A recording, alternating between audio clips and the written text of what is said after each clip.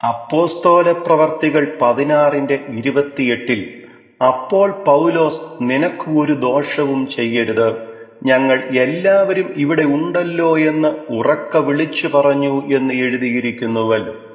ജീവിതത്തിൽ സംഭവിച്ച ചില പരാജയങ്ങൾ നിമിത്തം എല്ലാ സ്വപ്നങ്ങളും പ്രതീക്ഷകളും തകർക്കപ്പെട്ട് നിരാശരായിരിക്കുന്ന ക്രിസ്തുയേശുവിൽ വാത്സല്യ സഹോദരങ്ങളെ, നിങ്ങൾ വിചാരിക്കുകയും ചിന്തിക്കുകയും ചെയ്യുന്നതുപോലെയല്ല കാര്യങ്ങൾ സംഭവിക്കപ്പെടുവാൻ പോകുന്നതെന്നും ദൈവത്തിന് നിങ്ങളെക്കുറിച്ച് വ്യക്തമായ ഒരു പദ്ധതിയുണ്ടെന്നും മനസ്സിലാക്കി ദൈവത്തിന്റെ ഇഷ്ടം നിങ്ങളിൽ നിവർത്തിക്കപ്പെടേണ്ടതിനായി നിങ്ങളെ തന്നെ ദൈവത്തിന്റെ കരങ്ങളിൽ സമർപ്പിക്കുകയാണ് വേണ്ടത്.